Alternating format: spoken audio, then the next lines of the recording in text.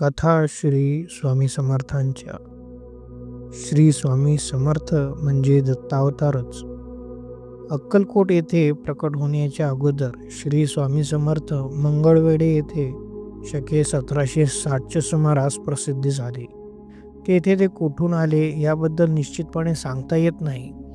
तथापि भक्तजन असे म्हणतात की हिमालयामध्ये गंगेच्या उत्तरेस जे मोठे अरण्य आहे त्या अरण्यात एका वृक्षाखाली ते अनेक वर्ष ध्यानावस्थेत होते. इतका काल तेथे लोटला की शेवटी त्यांचे शरीराभोवती एक वारुळ तयार झाले. एका लाकूड तोड्याने लाकडे तोडता तोडता चुकून त्या वारुळावरच घाव घातला. त्यामुळे महाराजांची समाधी मोडून ते वारुळाबाहेर आले. त्या घावाने जी जखम झाली तिचे व्रण निरंतर श्री समर्थांचे मांडीवर दिसत असत. वारुळातून बाहेर पडताच ते श्री क्षेत्र काशीस प्रकट झाले. लाकूड तोड्याने अजाणता का होईना पण जगतावर एक प्रकारे उपकारच केला, कारण त्याच्या प्रहारानेच श्री स्वामी समर्थ या जगतात दृगोच्चर झाले. पुढे त्यांनी आसेतू हिमाचल तीर्थक्षेत्र भ्रमण केले.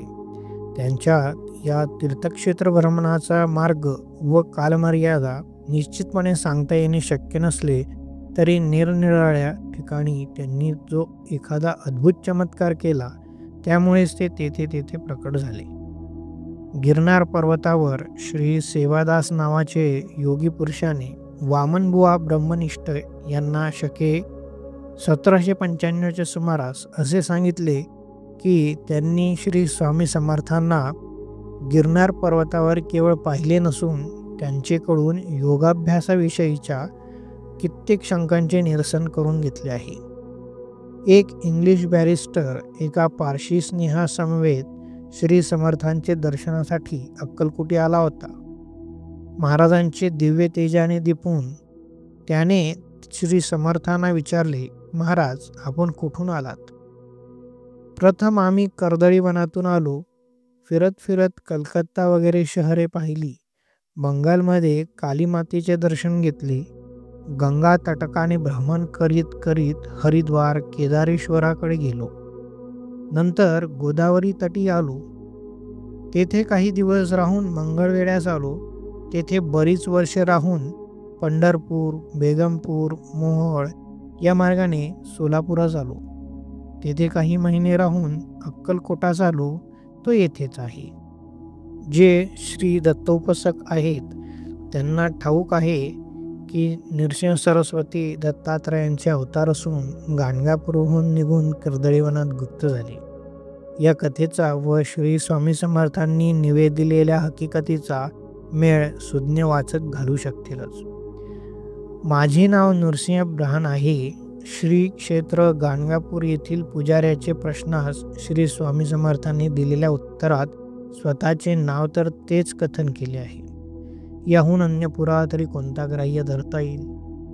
श्री नृसिंह सरस्वती कर्दळीवनात गुप्त झाले ते बहुधान्य संवत्सरात. श्री स्वामी समर्थ निजानंदी निमग्न झाले तेही बहुधान्य संवत्सरातच. आमचा जन्म 450 वर्षांपूर्वी झाला आहे असेही श्री स्वामी समर्थांनी एकदा आपले भक्तगणास सांगितले होते. याचाही संबंध बहुधान्य संवत्सराशी जुळतो. एकंदरीत असे दिसून येईल की कर्दळीवनात गुप्त झाल्यानंतर श्री नरसिंह सरस्वतीच श्री स्वामी समर्थ रूपाने अक्कलकोटी प्रकट झाले.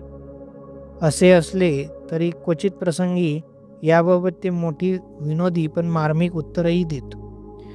एकदा चिंतोपंत टोळ यांचे घरी महाराज झोपले असता मध्यरात्रीच्या सुमारास एकदम त्यांनी खालील लावणी म्हणण्यास सुरुवात केली. गोरे ग रूप तुझे तुझला पाहिले 7 ताल माडीवर.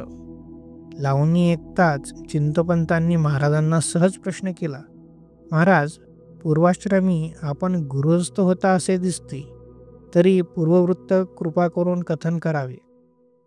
आमची जात चांभार. समर्थांनी उत्तर दिले, आम्ही मूढ आहोत महाराज. आपण तर आम्हास कोणत्याच गोष्टींचा थांग लागू देत नाहीत. असे श्री टोळ म्हणू लागताच पोट धरून श्री स्वामी समर्थ हसू लागले. महाराज आनंदात असतात जर कोणी त्यांना आपण कोण असा प्रश्न केला तर ते म्हणत, दत्तनगर, मूळ पुरुष, वडाचे झाड, मूळ मूळ. कर्वे नावाच्या भक्ताने श्री समर्थांना एकदा विचारले, महाराज, आपली ज्ञाती कोणती? महाराज सत्काळ म्हणाले, आम्ही यजुर्वेदी ब्राह्मण. आमचे नाव नृसिंह भान, काश्यप गोत्र व मीन राशी. पुन्हा विचारशील तर टाळक्यात पायपूस घालीन. का रे, तुझी मुलगी रात्रंदिवस पुण्यात फिरते, तिची ज्ञाती कोणती? कर्वे यांनी शरमेनं मान खाली घातली आणि त्यांना रडू कोसळली. परब्रह्म सद्गुरूंच्या अंतरसाक्षित्वाची जाणीव होऊन अपकीर्तीपेक्षा मरण बरे असे विचार त्यांचे मनी येताच तोच श्री समर्थ पुन्हा म्हणाले, रोता है क्यों, जाओ होली करो. आणि लवकरच होळीचे दिवसात ती दुष्कर्मी कन्या यमसदनास गेली.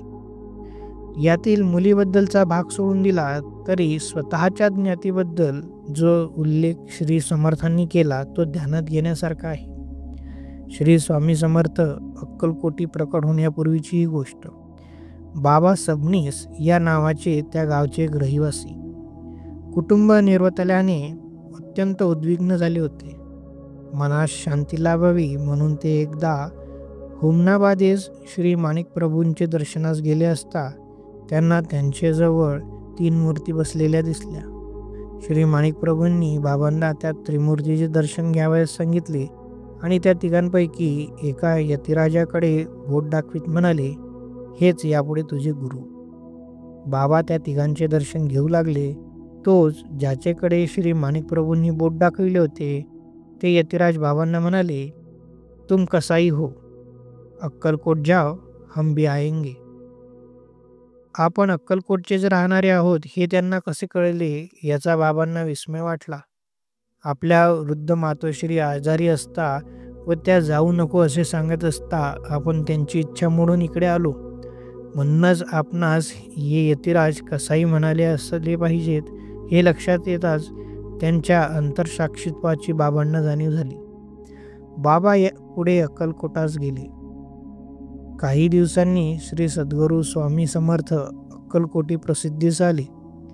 त्यावेळी बाबा सबनीस त्यांच्या दर्शनासाठी गेले आणि आश्चर्य असे की श्री माणिक प्रभूंचे सान्निध्य, ज्या त्रिमूर्तींचे दर्शन त्यांना घडले होते त्यापैकी ज्या यतिराजांना तुमचे गुरु म्हणून श्री माणिक प्रभूंनी उल्लेख केला होता तेच श्री स्वामी समर्थ आहेत हे पाहताच आनंदाश्रूंनी त्यांनी समर्थांचे चरणच धरले.